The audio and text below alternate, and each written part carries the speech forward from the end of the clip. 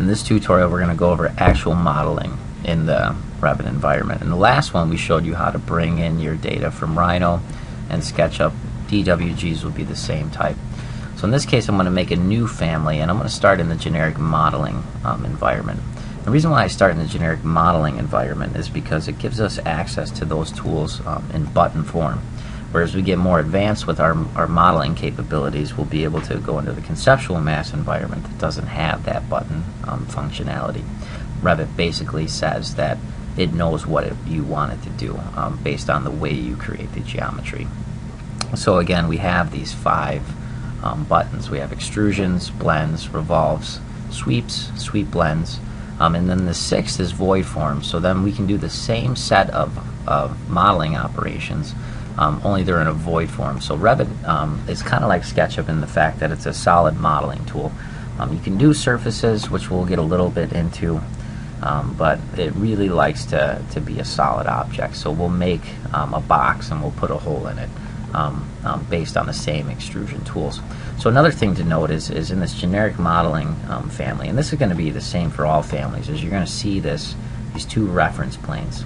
So what that is that's 0, 0. So if I make an object out in the environment over here, right? So I'm starting with my extrusion, right? When I load it into the project or another family, it's going to pull that intersection point that I'm highlighting, and that's going to be the 0, 0. So wherever I load it into, that's where I'm going to load the file. So if this were a cabinet per se, and I wanted it to offset from the wall, which would have been that reference plane here, I would put a parameter or just manually put it so far away from that wall so that it offset embedded into it. Another thing I can do as well, you notice I entered into the extrusion family here.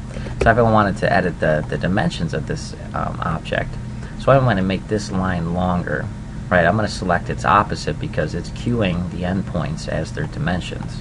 So I'll say I want it to be 25 feet, right? And if I want to make the other one longer, I'm going to say, click on that dimension and make that 25 feet.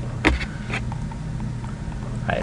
And I'm going to type LI for line. And what I want to do is I'm going to use the diagonal here to locate the center point. And I'm typing MV for move, and I'm moving right up into that object. And you notice I'm kind of flying right into this operations. I'm assuming that you have some experience with the modified tools up here in Revit. So again, move that I just did was MV. I can copy an object, so I can copy that off. Excuse me. Select it, type CO for copy, and I can do a reference copy with that.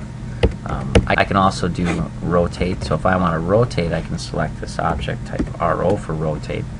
Now the rotate command, I have this blue button. So the blue button comes at the center or the centroid of that geometry. So whatever if I had some weird piece, it would find the center for me. So what I want to do is if I want to rotate from this bottom edge, I can select up and I can rotate over. Undo that. I can also do it numerically instead of graphically. Type RO. And you'll see I have this ability to copy when I rotate, and I can also tell it an angle that I want to rotate at. So if I were to come in here and move that guy, I can select it and it should copy that over. So those are those basic tools. I also have the ability to offset this, so if I wanted to offset, again, I can adjust how much I'm offsetting in the options bar. I'll offset that piece and I'll offset that piece. So I have a little bit more functionality into this particular object. Another thing I can do is if I finish out this guy, right? So I've gone way longer than I needed to go with my drawing command. I can use the trim command, and again, the trim, it's going to work a little differently than AutoCAD. So I'm going to select what I want to keep, and then it's going to trim away everything that I didn't select. Right, again, I'm in the extrusion family, so I'm going to go ahead and to finish that extrusion mode, I can click the check mark. But prior to doing that, I'm going to go ahead and I'm going to tell it what I want my extrusion distance to be. So a few other things in the properties bar, and this is going to be the same for all the objects that we create today. I'm going to tell it I want it to be 100 feet tall, and I'm going to put a material on it here. I can do it manually. Later on we'll learn how to do it parametrically. Right, I'm just going to give it that default wall so we have a color on it. I'm going to check mark, and we have our object. Now you'll notice when I select it I have these arrows, so those are handles to control how wide I want the object or how thick I want the object. So even after I've made the pieces, I can still come in and I can change how wide or how thick those are. And in this case I selected how far away I wanted it. If I wanted to numerically change how thick or how wide that piece is, I have to come in and actually edit that original extrusion. And I'll come in and change that to be 25 feet. And so I'll check mark and I'll be done with it. I'll go to my 3D view to make sure that my piece is as tall as I want. Type ZF for zoom full. And there we go. And again, I get the ability then in the height to adjust that. Alright, but you'll notice that I don't have much. This is just a single object. In the massing environment, we'll have more control over how to edit this piece, and you treat it like as if it were a sculptured piece. Generic modeling family is really confining and has a lot to do with making individual pieces and components, kind of. So the next thing we'll go over is doing the blend. So I'll delete that off. I'll come back to the floor plan. Now the blend tool, so I come here and we'll highlight and wait for the tooltip to come by. So the solid blend is going to basically give you a bottom piece and a top piece, or you can do it rotated, so you're drawing an elevation. It would be a left piece and a right piece. And sometimes you might want to just go ahead and make that as a sweet blend, which you'll learn a little bit later. So what that piece does here is I can basically make a bottom part and then a top part and then adjust those dynamically. So I immediately enter into the base command, and it's going to let you to do from the properties window. You can either adjust it graphically using the handles as we did it in the last case, or I can come in and do this ahead of time and adjust how far up it goes. So I'll select the rectangle tool and I'll just do a simple base. I'll come into my polygon tool, and I'm going to tell it I want 3 sides, so we'll make this one a triangle. Right, so what it's going to do is, the triangle we're going to want to put on the top piece itself. I got a little ahead of myself, sorry guys. So when I'm done with that, I have my bottom piece. I'm going to come to this mode and say edit top. So the edit top is where I'm going to load into that third triangular piece. Alright, and this is going to look a little top heavy, but for demonstration purposes I think it works pretty well. And I'll just check mark, and you'll see it creates now. Now it doesn't have the full form. That's because you got to remember in the floor plan view we're actually cutting through that. And if you want to play with how to adjust those, how it's cutting through the object, you can come into the reference levels, view properties right here, and then adjust that through its view range. The view range is here. And we'll just cancel out of that so you know where that's at. We'll come to the 3D view and you'll see I have my object. Now I also can put a material on it so I can actually see that in the view. So we'll switch that over so I'm actually looking at it, and again my display options are here. So now I actually have a great view. I can see what that object is. If I want to come in and I want to edit that at another time, I can come in and either edit the base. Well, let's say I want to make the base bigger. In this case I made the base, too small. So I'll pull that out and I can graphically adjust how wide that is. Right, and let's say I'm done with that. Alright, so now it looks a little bulky at the bottom and a little thin at the top. What I can do is select my piece, and I can come over to my second end and make it 125 feet. And then we have something that looks more like a tower that could be built. Okay, so the next one we're going to go over is the revolve command. Now the revolve command is going to be looking for a boundary line, which is also the cross section that you see in pink on this graphic. The next one is going to be the axis line, which is what it actually revolves around, which is what you see in this particular set. So I've already moved to the elevation front view, and I'm going to start with my boundary line, and let's just go ahead and make a curved piece of steel. So we'll draw the cross-sectional area or the cross-section of a particular C section. Alright, so we'll just draw a generic C section here. Right, and that might be my piece. Might be accurate, might not be. For demonstration purposes, it works pretty good. And I'll draw that in. Oop, I went too far with it. Just want to do that. And you know, I'm going to go ahead and I'm going to move this MV. I'm going to make it really far out there. And we're going to use our center line of our reference planes to actually make a curved piece of geometry, or curved extrusion for that matter. So in Rhino, this would be like your sweep along a path kind of thing if you're doing a revolve, or you can do the revolve the same way. So what I'll do now is I'll do my axis line, and I'll pick my axis line based on my reference plane. I could also draw it in, but I think knowing how to do the reference plane by picking something helps a lot with understanding how we set up geometry later on when we do parameters. Alright, so I'm going to go ahead and I'm going to go check, and it's going to make my circular piece. Now the one thing we need to do is let's say I didn't want it to be a full 360. So Revit by default makes it a full 360 degrees. Now I have yet to see somebody that can make a completely solid 360 degree piece of steel. Usually it's going to be two pieces that get welded together. So in this case, I'll select my object geometry, and I have this start angle and I have an end angle. So the same thing that we did in the extrusions, I can also come in and say I want to make it only 180 degrees. So that gives me my arched C angle piece. And that's basically the tools in the revolve command. Again, if I want to edit the profile, I can come in and say, you know what, my piece needs to be way bigger. It's definitely not going to hold whatever it was meant to hold on there. Excuse me. Select my piece. I'll drag that up. So then if I want to make it bigger, I can check mark and it'll make my C section bigger. Or if I say, you know what, I can actually get it to come out, and let's say I want to make it 270 degrees, I can change the amount that it curves. So let's say I had this same C section, and I wanted to make it so it was, more elliptical of a curve, or it was along a different path. So it was something that was curved in two directions, right? Then I would come in and use one of the tools for a sweep command. So I would do a sweep with it. So the next thing we'll do is with the sweep blend, if it's something that I need to do in double curvature or it's just an irregular path, I'll do it as a sweep, right? So in the sweep, I can either pick the path or I can actually sketch that path.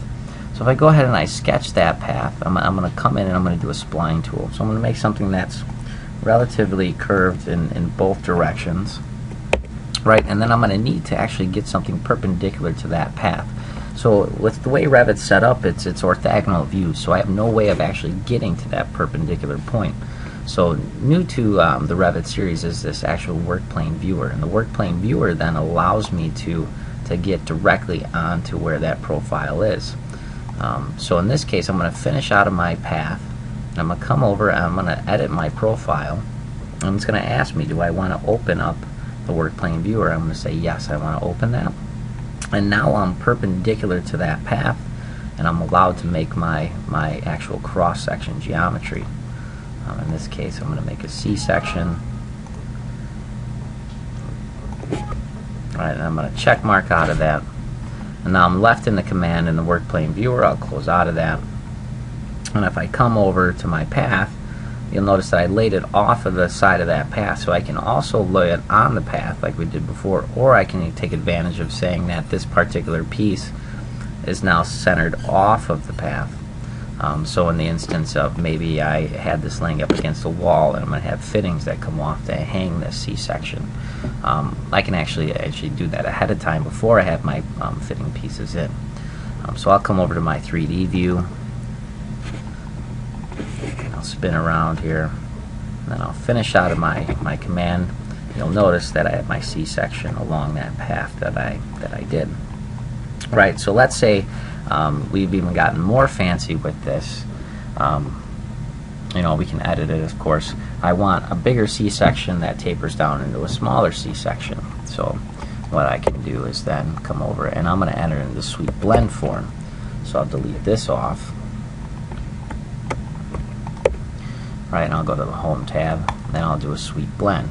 So it works the same way as the regular sweep does, but instead I'm going to come to my reference level, reference plane, ZF for zoom full.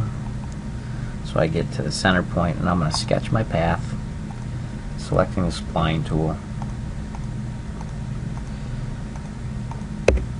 Right, and you'll notice now, because I have a start and an end point, the sweep blend is going to say what do you want it to look like at the end, and what do you want it to look like at the start. And that's based upon what they call is a profile 1 and a profile 2. So the first one is I'll select profile 1, and I'm going to open that viewer. Right. Select profile 1, edit the profile, and then go to the work plane viewer. And what you're going to do is then draw in what you want. So in this particular case, I think I'm gonna abandon the C section, and we're gonna make a canopy here. So that canopy, I'm gonna make an elliptical canopy that tapers into a circular canopy. So we'll make it let's make it pretty big, so it's something more realistic, like 22 feet. Make it 12 feet high. Right, and I need to trim that, so I don't want to come back later and worry about the bottom part. So another part of the trim is that with circular trims or elliptical trims is I can select that line, select the other line, and then select the top piece and select the other side of the line. It'll actually turn it into a hemispherical portion. And in this case, I'll check mark out of the profile 1, and then I will come in and do profile 2 and edit that. And since I already had my work plane viewer open, it automatically defaults me to that work plane view. So in this case, I will select the circle and drag that up and make the circle now somewhat to the size of what the other one was, and it's at 10 feet. Let's say I want the circle actually to taper down to 6 feet for a radius. I'll draw in my line, drag that over, type TR for trim, select the piece I want to keep, and then select the top left and bottom piece. Now I have a hemispherical cut on that circle. I'll go ahead and check mark out of it. And now it's going to say, if I look at this, it's going to look kind of funny. It's going to look like a kind of like a tuba horn at this point. So I would come in into my sketch path and select that, and then I would actually modify that at this point if I've seen it, instead of looking at the geometry. And I can drag that out and make that bigger. And with the control points, I can drag in and drag out, pull that back more, and then I can say, yes, I'm happy with that path. I pull back and look at what it's like, and I check mark out of the complete. Now you'll notice I get this cannot create sweep blend, so I'm going to cancel out of that. And why you can't create it is going to be this arc that's occurring on the piece itself. What I need to do is I need to edit my path now so that it actually does not have such a bend in it. So if we were to actually pull that control point in, pull that control point in, because it's a more gentle sweep, it'll actually then allow me to make that sweep blend.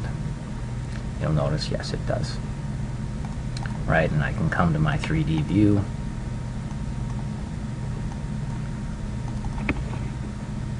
and then I have my piece. Right. So let's say we want to actually put a hole through the top of this object. What I can do is I can come into the reference plane view, right, and I'm going to go and make a void form. And let's say we wanted to make a square through the actual piece itself. Check mark through that. When I come into my 3D view and look at it, it should now cut through that object's geometry, right? And I can change the way that piece cuts. I can change the side of it through the handles, and so on and so forth. So what that does is it allows me to do a variety of solid operations as well, just as we did the some void operations, just as we did the solid operations, each one cutting and adding to the piece we're trying to actually build. Now this is great for specific components and really kind of precise geometry, is if what I would call it. Now to really sculpt out forms or masses of buildings, you're going to use the conceptual mass environment, which we loaded the other massings into. So what I'll do is I'll load in a new mass file, do conceptual mass, and I'm going to do a mass RFT and open that. right? So you'll know from the last tutorial that this massing environment is 2 reference planes at the centers with 1 level, just like the generic modeling environment, but I have the gradient background, so I know. The one key thing to note inside this conceptual mass environment is that I can no longer have access to those buttons. I have one single button for all my modeling operations. So if I wanted to make an extrusion, I make a rectangle, and then I have my box. If I wanted to make a revolve, let's undo what we just did here. If I wanted to do a revolve command, I can set my work plane to that piece, and I'll show my work plane so I know that I'm on that. Then I'll open my viewer so I know I'm up and down. I'll draw in my revolve axis, right, and then I'll draw in my actual cross section. Alright, so let's say that was my cross section, a series of circular floating planes. What I can do then is select this object, create form. It's going to say unable to create form element. What I could also do then again is select one by one, create it. It's going to make a circular piece. Excuse me, let's go back.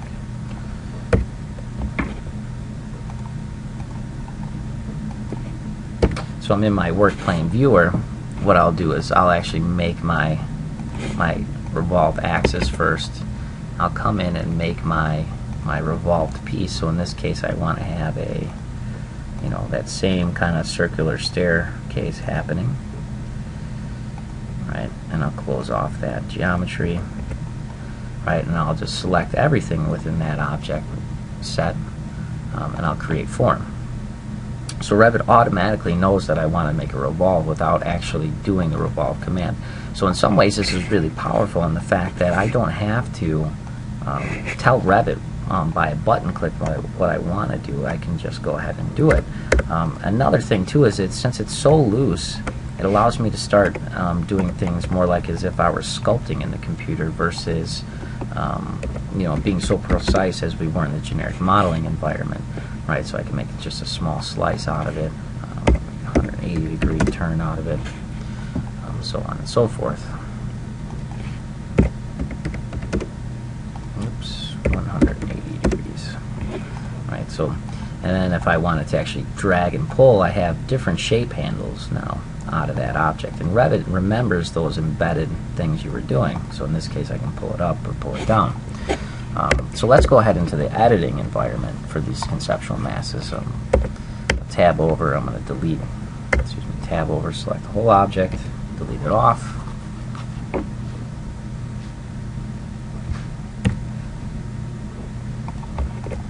Right, my work plane, since it's still shown here, is still on that. I'm going to go ahead and reset my work plane down to the level 1. In this case, we're going to start with just a simple box, and we're going to pull the box apart. So I'll go ahead and create form with my box, and immediately you'll see that I have this kind of coordinate plane system, and most people that have done modeling before will know, you know, this is going to be your X direction, Y direction, and a Z direction. So if I highlight and grab the arrow for the Z, it'll actually drag in the Z. If I highlight in the Y direction, it'll constrain me to the Y direction. If I highlight the X, it'll constrain to the X direction. Right, and then I have this ability to work in an actual planar direction by selecting the arrow in between the arrows, I'll call it. A couple other things I can do, let's get back to the original box, is I can highlight, and you'll notice that things are getting highlighted, and I can cycle selections through the tab key. I can select the whole object. I can select just an edge of that object, if Revit's nice to me today. I can select, in this case, just the vertex of that object and drag it out. I can select just the edge of this object and drag it out. Right, so I have ability to do as much as I want with this piece. So imagine it's like a piece of block clay that you buy from the store, and now I'm just sculpting in the computer, basically. I'm going to try and get that bottom edge here so we can flare it.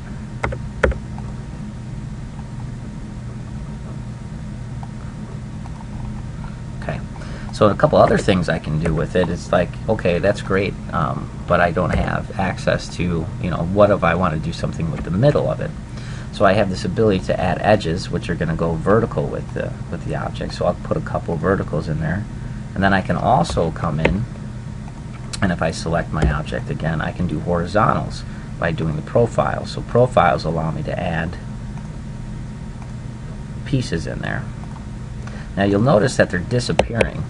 The only way to get back at those, now if I select it I can see it, but I can't edit them. So I have this ability to then X-ray view, right? And then I've basically made this three-dimensional matrix out of my box that I can now say, you know, if I want to just edit, let's pull off of that so you can see the whole thing. I can actually edit individual segments now of this particular piece of geometry. And then you get this warning, highlighted geometry no longer determines a plane. You know, that's okay. Sometimes Revit gives you warnings that you just need to be aware of. And you can just ignore them. Right, so in this particular case, now I'm pulling apart control points within this geometry, and it, you know, in some ways it's really simple. In some ways it makes you wonder why some other geometry programs haven't done this. Rhino in particular does have this ability to do cage editing and things like that. Right, I'm going to ignore all that, and I'm going to drag up my top piece so it looks more like a tower per se. Alright, so I'm making more and more of a shape that I'm working with, and cancel out of that error. So basically what that error is saying is that unable to create form element, self-intersecting geometry or singular geometry would occur. So basically what it's saying is that it's not going to make something that intertwines on itself. So if it goes in and out on itself, it's gonna say no. And you'll notice if you try and do any type of mathematical curves, Mobiuses and things like that in Revit, I found that are very difficult to have happen, if not impossible. Tab over, I'm just going to go ahead and drag this particular set out.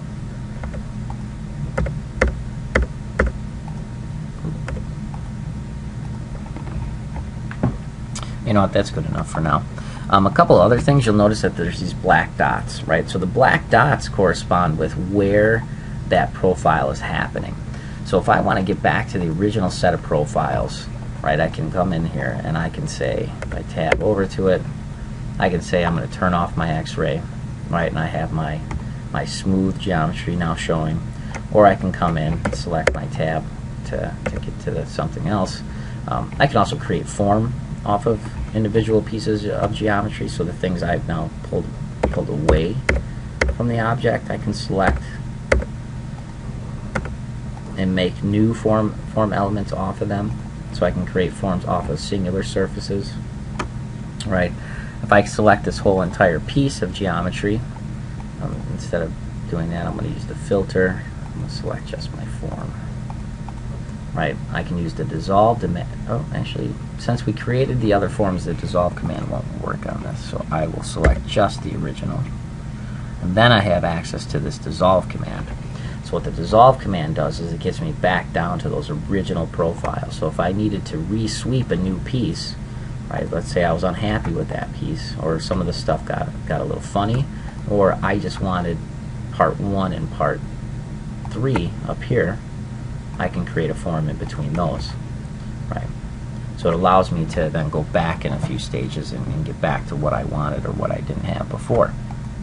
A couple other things is now that's all solid modeling. And I hinted at it a little bit before in the tutorial, is the fact that I can come in here now, tab and delete that, and tab and delete that. Drag over here, I'm going to filter that out. I'm going to delete off everything but my lines, reference planes. Get rid of the lines and reference points. If I wanted to make surface data in Revit, so I wanted to actually just do a surface, what I can do is I can select this line tool, right, and I have this make surface from closed loops, and then I can do 3D snapping as well.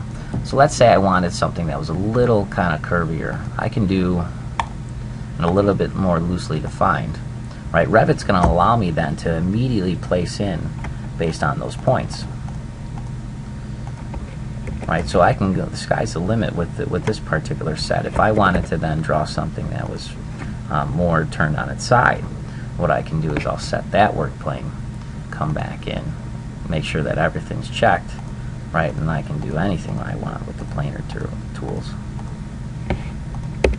right? And then I have my surface, and then I could say create form off of that surface, right? So I have the ability to predetermine what I want it to do ahead of time. And when you have this particular capability, I think then you have you can actually do some kind of better things with it. So if I needed to, have this particular top on this building, and all I had was point data to come off of, and I couldn't get the extrusion to come out at the top of it, I would just come in and create form and be able to drag that down. And I would put a void piece, and then I would have my tower that has a slightly curved angle at the top. Okay. So I'll go ahead and delete those off, and we'll get into loading into the project file. So what we went over is we were able to make massing environments that were precise geometry in the generic models. We've now made sculptural pieces and really loosely defined masses into the massing files. In both of those cases, the generic models won't have the ability to make mass floors unless you load them into a mass family first. Mass families can be loaded into the project file then and be able to calculate data, mass floors, areas, things like that. In the project we can make these things, but we won't be able to share them from project to project. What's nice about making them as a family is if I make this generic building block, which we'll do in the third tutorial, I'll be able to share that between project files. So we'll get into making actual masses in the projects here next. So in order to make a mass in the project file, what I'm going to do is I need to completely say no more massing environment. I'll go into File, New. I'm not going to save the project for this. I'm going to come in, and if I wanted to make a mass inside the actual project file itself, you'll notice because I see the elevation tags, I'm actually in the project. I can go to Component, Model in Place, and you'll see all those family templates that we originally wanted to load and model geometry in are preloaded into the project files themselves. So anything to do with windows, walls, topography, be it ceilings, columns, those template files are essentially already loaded and loaded with the subcategories that we'll learn how to use later in the class. So in this case, I'm just going to do a mass, and I'll click OK. I'll call it tutorial.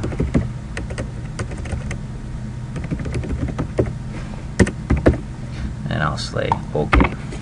Now I can also within this mass family load more components, but we're not going to get into that.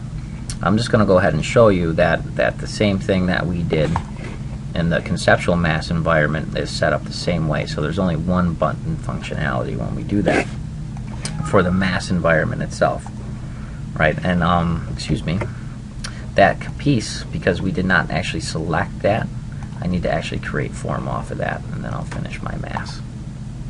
Now if I wanted to have access to the actual tools, right, I can model in place, and in that case I would do something like a generic model. So if I did a generic model in place, right, I have access to those tools again, and I can do my extrusion, and then I can actually do more complicated, complex things that are more precise for the project, right, all of which do the same exact thing. And I'll finish that model, right, and in VB we'll say I need to show masses in case you lose what your masses were. Right, it's handled through visibility graphics. So there we have both extrusions, both made from a mass and made from a generic model. What makes the difference within that is that if I do this idea of mass floors, I check 1, check 2, and click OK, and I select on this guy again, I cannot make mass floors with a generic model, which is kind of what I said before.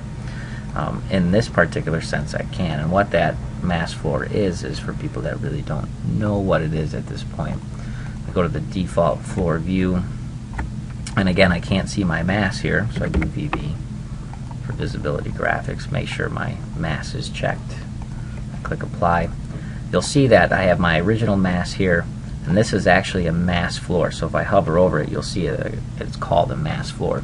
And what we'll do in the next tutorial set is we'll actually build a building block that has parameters assigned to it with heights and widths and material parameters And we'll make several types out of that specific one piece of geometry, and then we'll pull mass floors. And then we'll learn how to actually pull floor data in terms of like area and things like that off of that floor data. That concludes this tutorial.